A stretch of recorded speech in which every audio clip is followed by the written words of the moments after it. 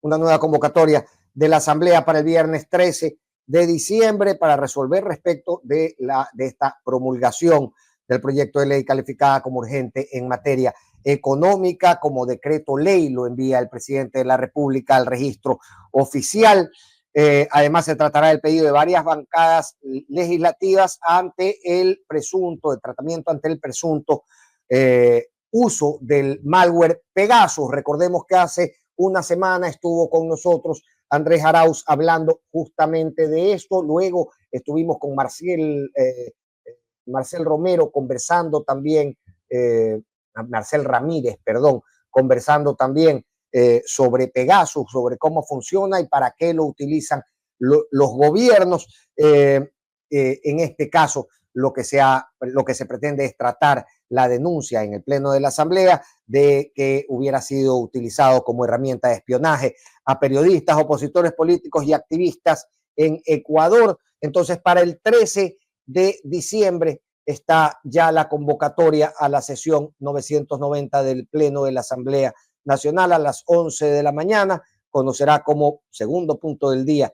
el tema de Pegasus y como tercer punto del orden del día, conocer y resolver sobre lo que venimos conversando. La promulgación ahí tienen ustedes la convocatoria en pantalla, la promulgación, les decía, del proyecto de ley calificado como urgente en materia económica como decreto ley. Vamos a conversar justamente sobre esto, las implicaciones y las discusiones que ha generado con nuestro querido amigo Gonzalo Muñoz, que una vez más está con nosotros en la contra. Ya ustedes saben, Gonzalo es abogado en derecho constitucional, es especialista en derecho administrativo, comprende como pocas personas en este país el derecho parlamentario. Así que por eso nos damos el gusto de invitarlo, siempre con enorme agrado. Yo recibo a Gonzalo y te mando un abrazo, querido amigo. ¿Cómo estás? Querido Fernando, ¿cómo estás? El gusto es mío, como siempre muy agradecido por la invitación, un gusto estar aquí, lamentablemente para tratar temas que laceran la democracia del país. Y da la impresión de que efectivamente es así, muchísimo más allá de la discusión sobre quién comete un error en este escenario, ¿no? Porque, digamos, hay una discusión muy amplia sobre si la Asamblea pudo curarse en sano convocando un segundo debate y zanjando ahí la discusión. Sin embargo, decide no hacerlo, lo cual se puede considerar, digamos, un error de la Asamblea. Pero más allá de los errores, la imposición del presidente de la República es una clara afrenta a su rol y al rol de las instituciones. Gonzalo, ¿cómo lo estás leyendo? A ver, yo pienso, Fernando, que la Asamblea Nacional no incurrió en ningún error, no cometió ningún tipo de ilegalidad. Que pudo haberse curado en sano haciéndolo en segundo debate, tal vez, principalmente si tienes al frente a alguien con actitudes tan atrabiliarias como es el gobierno del presidente Noboa. Pero el hecho cierto es que aquí no debe haber una discusión por una razón, estimado Fernando, ¿ya? El artículo 140 de la Constitución de la República es claro en establecer que el proyecto urgente económico seguirá el mismo trámite de creación de ley que los proyectos ordinarios, donde se reglamenta este precepto en la Ley Orgánica de la Función Legislativa, que en su artículo 60 establece que es potestad de la Asamblea Nacional del Ecuador, si así es su voluntad, la voluntad de sus miembros, la de negar y archivar un proyecto de ley urgente económico, no, dentro del primer debate. Es decir, esa es una norma que está vigente, la cual ha sido utilizada en un sinnúmero de veces a lo largo de los años, por más de 15 años desde que denota su vigencia, y nadie en este país ha dicho que dicho artículo es inconstitucional, dicha disposición es contraria a la Constitución. Ahora bien, muchos dicen, quienes sostienen el otro criterio, que como este artículo es inconstitucional y el 137 no, de la Constitución dice que tendrían que existir dos debates, entonces está bien lo actuado por el Ejecutivo. Pero imagínate, Fernando, con esa teoría, el día de mañana consideramos tú y yo que el Código Tributario, la Ley de Régimen Tributario Interno, establece demasiados impuestos y que eso es inconstitucional para nosotros y que por eso lo incumplimos. O el día de mañana, respecto de la ley, cualquier ley, ¿no es cierto?, aduanas para traer cosas, etcétera, también la incumplimos. Ese incumplimiento o esa declaratoria de inconstitucionalidad no es una cuestión que nos compete a ti y a mí o a otros juristas, le compete a la Corte Constitucional. Y el hecho cierto es que la Corte no se ha pronunciado respecto de la constitucionalidad de dicho artículo, razón por la cual está vigente y tiene que ser respetado. Ahora, hablaba Carlos de Tomás hoy en el programa El Negro Vela temprano y decía, mira, aquí hay un propósito para que, el propósito es que exista deliberación suficiente y recepción de los ciudadanos en un primer debate para que la deliberación ya plenamente legislativa y de los legisladores se diera en un segundo debate. Y ese es el propósito de la ley y ese es el propósito que ha de alguna manera impedido la actitud de la Asamblea. Tú ayer tenías un intercambio con Carlos que iba más o menos en este rubro. Yo insisto nuevamente, querido Gonzalo, en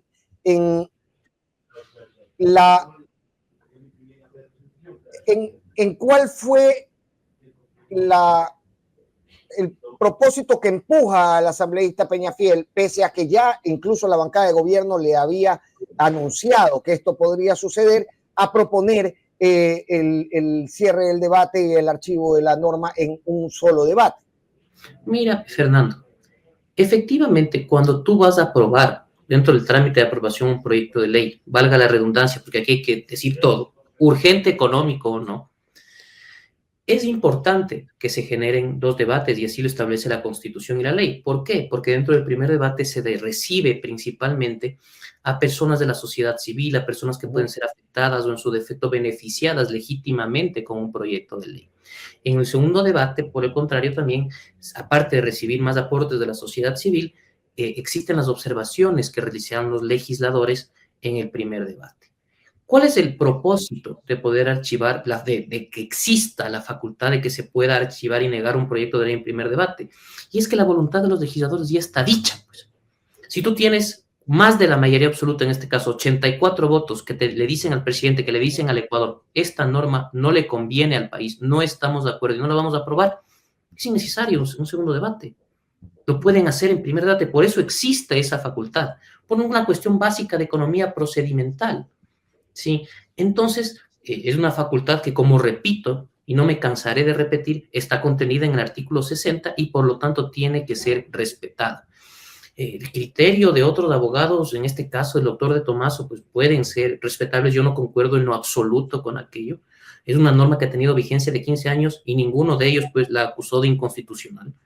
Ahora, por un tema de conveniencia en ciertos ámbitos, un criterio pues bastante es lo que estamos viviendo, pero el hecho cierto es que la Asamblea actuó de conformidad con la Constitución y la ley, contrario sensu a un gobierno que irrespetó una decisión de otro poder del Estado y que al final la Corte Constitucional tendrá que dirimirlo.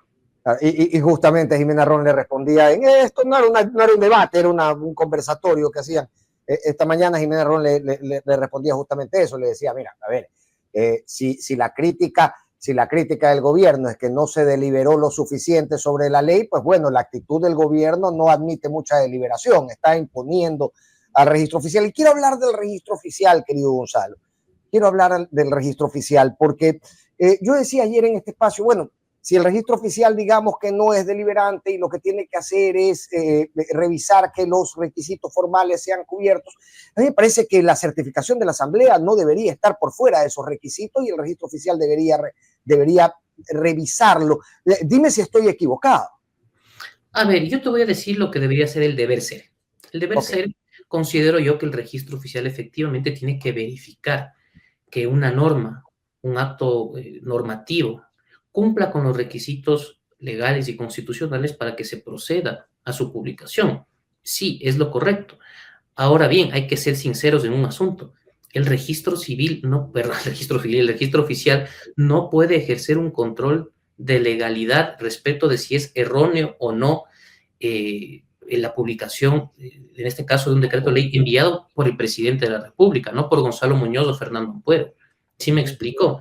Entonces, yo aquí no quisiera culpar al registro oficial. Aquí realmente quien ha cometido un acto arbitrario abominable, diría yo, porque realmente es terrible lo que acaba de suceder, es el gobierno nacional. Y la Corte, espero yo, y tengo la fe puesta en que le ponga el estate quieto que se necesita en favor de todos los ecuatorianos. Y siendo probable ese estate quieto, ¿qué probabilidad hay de que la Corte intervenga de forma inmediata o dada la relevancia nacional que tiene este tema, que de alguna manera obedezca a tiempos más céleres que lo que usualmente nos tiene acostumbrados? Fernando, la Corte, en este caso, cuando tú quieres observar la constitucionalidad de una norma, no puede actuar de oficio. Actúa siempre a petición de parte de cualquier ciudadano que puede proponer una acción de inconstitucionalidad. En este caso, la inconstitucionalidad sería por la forma, ¿sí? Entiendo yo que la Asamblea Nacional está próxima a presentar esta demanda y de ahí yo sí pienso que la Corte tiene que adelantar el orden cronológico y priorizar este caso, porque el gravamen que ocasiona es realmente fuerte. Olvidémonos del tema de los impuestos. Esto es en contra del Estado de Derecho. Es una norma que ha sido publicada a pesar de que fue negada por la Asamblea Nacional. Ahí está el gravamen. Los impuestos también. El fondo es otra cuestión que en algún momento tendremos que discutir. Eso es otra cosa. Sí, pero el acto en sí de publicación se va en contra, llamémoslo así, del imperio de la ley. Entonces, una vez presentada esta demanda, la Corte tiene que admitirla y en la admisión se puede solicitar la suspensión provisional de la norma. Yo no sé si tú recuerdas esto, Fernando, sucedió, si mal no estoy, en el 2021 y en 2022 con la Ley de Educación Intercultural, que la Asamblea la aprobó, no se aprobó un veto del Ejecutivo, se presentaron demandas de inconstitucionalidad y la Corte suspendió los efectos de la norma para después establecer o resolver una especie de constitucionalidad condicionada de dicha ley, obligándola al presidente a volverla a enviar a la Asamblea a tratarla, que cuestan los informes técnicos para que se suba el sueldo a los maestros. Eso la última vez que sucedió, si mal no estoy con leyes, fue en el 2022. En este caso, pues, considero que es primordial y fundamental que la Corte suspenda los efectos de este decreto ley. Gonzalo, me quedé pensando, discúlpame que regrese al tema anterior, pero me quedé pensando, y yo no soy tan indulgente con el registro oficial, porque me parece un poco un escenario complicado el hecho de que el presidente pueda enviar cualquier cosa al registro oficial y bajo el argumento de que no soy deliberante, yo lo publico y mañana es ley para toda la nación. Fernando, por supuesto, es un tema muy controversial, pero mira lo que nos ha llevado las actitudes arbitrarias de este gobierno, o sea, a cuestionar la labor de publicar o no. Sí, de acuerdo. Es lo que nos lleva a la discusión, realmente es preocupante. Te repito, yo tal vez hubiese actuado de otra forma, pero no quiero culpar en este caso al registro oficial. El registro oficial se limita a publicar, no he visto yo, no me consta, no quiero hablar de algo que no me consta, de que haya rechazado publicar una determinada norma, ordenanza, etcétera. Entonces, es un caso complejo, pero para mí, el tema de fondo está en la actuación de la Corte Constitucional, que espero, como en otras ocasiones ya lo ha hecho, esté a la altura de las circunstancias que requiere la institucionalidad del país ante esta actuación que, como repito, me parece sumamente grave contra el Estado de Derecho. Y no solamente eso, Fernando, porque no es es una actuación sistemática. Sí, el caso de la vicepresidenta, por ejemplo, que ya me dio una pena y quiero utilizar un término que no sé si es correcto, pero que lo llevaron para que lo nalguee una jueza al abogado del Ministerio de Trabajo. Fue feísimo. El señor no tiene la culpa, ¿sí? Sino que desde el poder político que quiere sobreponerse a lo que establece la Constitución y la ley, pues cuando les piden que expliquen su postura, que fundamenten su decisión, sucede lo que sucedió en esa audiencia. Y estoy seguro que en la Corte Constitucional, en este caso, va a suceder exactamente lo mismo. Ahora, hablemos de esto, ¿no? De estas discusiones jurídicas colocadas en medio de una disputa política, ¿no? Y el derecho utilizado a conveniencia y aterrizado en el discurso político. ¿Cuántos años puede hacer en un momento electoral donde las posiciones están que hable sobre la discusión jurídica? Porque aquí hay abogados a quienes en lo personal lo respeto mucho, pero que se han inventado cuestiones que la Corte Constitucional no se ha dicho. O sea, hay una sentencia de la Corte Constitucional. La que mencionaba el doctor Chalco ayer en Radio Democracia, si no me equivoco. Se inventó. O sea, hay que ser claro, se inventaron. La Corte Constitucional lo que dice en ese análisis respecto de un proyecto de decreto ley cuando existía la muerte cruzada y el presidente Lasso enviaba los proyectos, decía que lo importante que es que existan 2 debates en el trámite legislativo para que la ley tenga legitimidad. Los aportes que existen desde el informe de la Unidad Técnica Legislativa, los aportes y observaciones que se dan en el primer debate en la comisión, los que se dan en el pleno en el primer debate y por supuesto en el segundo debate. Ese es un tema que nadie está discutiendo en estos momentos, nadie está discutiendo, pero dicha sentencia en ningún momento se ha pronunciado respecto de la posibilidad que tiene el Parlamento de negar y archivar un proyecto de ley en primer debate. Es decir, se están inventando y haciéndole decir a la Corte Constitucional algo que no ha dicho, ¿sí? Y eso, pues, no es correcto para los ciudadanos que no están comprendidos y 100% entendidos en materia constitucional. Hablemos un poco de la salud de las instituciones en la administración de justicia, en los diversos niveles de justicia. Vemos que ha quedado sacramentada la proscripción de Jan Topic de la papeleta electoral, bajo el supuesto, porque al final del día lo que se sustenta es que podría eventualmente, a pesar de haber transferido acciones, beneficiarse de... Y eso a mí, como abogado y como alguien que lea la política, me parece un poco atroz, ¿no? Imponer sanciones sobre supuestos. Vemos que vía sumario administrativo se está tratando de proscribir de su cargo de elección popular a la vicepresidenta de la República. Es decir, aquí hay una serie de cuestiones que dejan cifradas profundas dudas en razón de la utilización del derecho para colocar sanciones o para perseguir individuos o opositores políticos, etc. ¿Qué pasaría, Gonzalo, si en esta ocasión se da nuevamente algo similar? Queda sentado el presidente que el presidente puede acatar o desoír las decisiones de la Asamblea Nacional. Es que, estimado Fernando, a eso me refiero con que el desprecio a la Constitución y la ley es algo sistemático. En el tema de la vicepresidenta, espero yo que esta jueza que está conociendo el caso, pues falle en derecho, y como no puede ser de otra forma, después de que quedó inmotivada absolutamente la sanción al no encontrar el artículo que no existe. En el caso del señor Topic, también es preocupante, ¿no? Porque la ley y la Constitución es clara. Te establece que quien tenga contratos con el Estado en calidad de representante legal. El señor Topic no iba a votar por él, pero sin embargo no tiene esos contratos, no tiene ni ejerce esa representación legal, a tal punto que ya fue candidato a la elección anterior, dicho sea de paso, por uno de los partidos que hoy lo impugnó. Este país, pues, o sea, a ese punto va, ¿sí? Y peor aún es de cómo se violentó su derecho a la defensa al momento que el juez que conoció la causa y que más bien dicho que resolvió la causa, dijo que había fallado en favor de pruebas que son reservadas. Imagínate que a ti, vamos a suponer, te nieguen una o te condenen en el ámbito penal con pruebas que tú no puedes refutar. Ahí yo sí considero una cosa, porque veo que le han atacado mucho a la Corte Constitucional. La Corte Constitucional está impedida de ejercer un control concreto de constitucionalidad respecto de las sentencias del contencioso electoral en periodo electoral. Es una norma clarísima.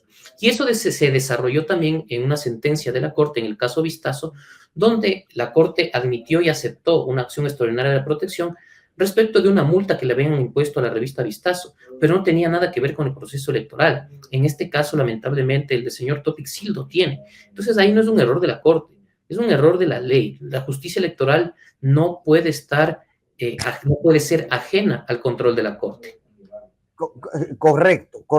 Y justamente eso es lo que te iba a plantear. O sea, ahí habrá que hacer, porque no es que puedes, porque es un periodo electoral, la Corte Constitucional, el órgano de control constitucional, decirte, esperemos a que pase el tiempo electoral, se concrete el daño que te están haciendo y luego lo analizamos.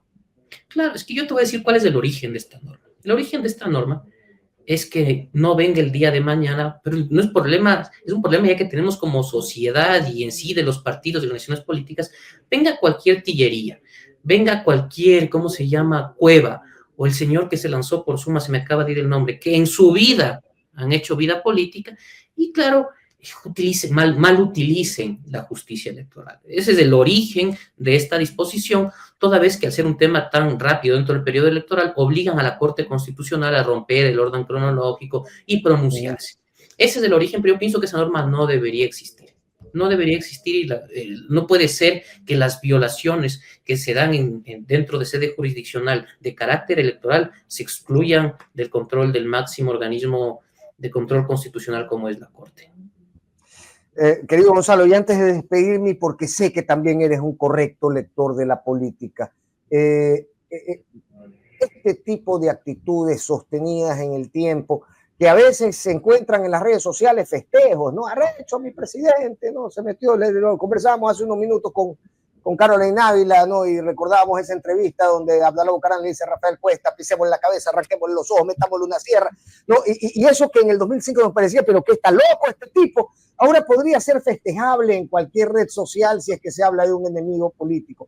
En este escenario nos toca abordar una campaña en un momento de crisis económica, en un momento de crisis de seguridad, en un momento de crisis energética. ¿Cómo la observas, Gonzalo? Mira, realmente yo con muy poca esperanza.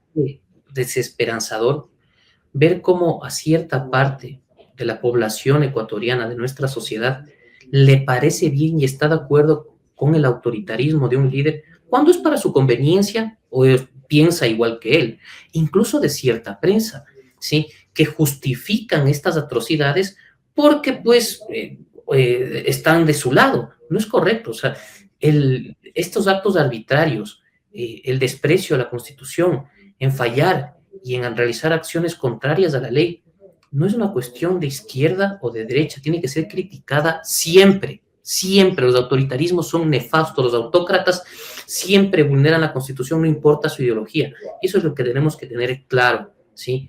Cuando el poder político rebasa los principios democráticos, tiene que ser criticado, la sociedad civil tiene que responder. No es porque esta arbitrariedad a mí me conviene o es mi presidente o qué fuerte o qué macho que es por enviar este tipo de cuestiones. ¿Por qué? Porque el día de mañana viene otro que no piensa como tú, que piensa totalmente lo contrario y te afecta a ti esa arbitrariedad, ¿sí? Entonces aquí no es de que nos guste el color o no, tienen que ser rechazadas siempre.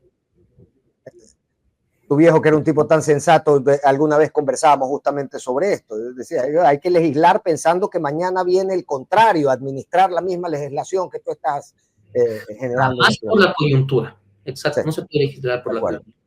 De acuerdo. Mi abrazo, querido Gonzalo. Un abrazo a ti, muchas gracias por la invitación, a todas las personas que nos han visto esta mañana también. Un inmenso abrazo, Gonzalo. Muchísimas gracias. Sabes que es tu casa, brother. Gracias. Chao. Gonzalo Muñoz, abogado constitucionalista, con quien tratamos de entender no solamente esta arbitrariedad manifiesta y tamaña del gobierno nacional, de desoír, de desacatar, de desconocer las decisiones del órgano de contrapeso político en una nación como es el legislativo en todas partes del mundo. Créanme, esto es escandaloso. En cualquier lugar que se precie democrático, un hecho así no deja de generar un profundo escándalo en aquellos que tienen cierto respeto por la democracia y por las instituciones. Sabemos acá que, pues bueno, o existe mucha gente que lo que siente es desprecio por las instituciones cuando estas instituciones le ponen un freno o le ponen una barrera a sus caprichos y a sus intenciones. Y tenemos también una gran parte de la gente que hace opinión pública, que bambolea a conveniencia de sus gustos, de sus agrados o de sus desagrados en materia política y según eso de forma irresponsable diseña un criterio para exponerlo a sus audiencias, buscando engañar, buscando atraerlos hacia lo que ellos piensan. Hemos tratado de analizar el efecto que puede tener, no solamente ahora concretamente cuáles son las alternativas y los tiempos en los que podría procesarse un pronunciamiento de la Corte Constitucional, sino el efecto que podría tener en el diseño democrático, atrocidades, imposiciones, vejámenes como este a las propias instituciones y a los propios contrapesos del gobierno ejecutivo.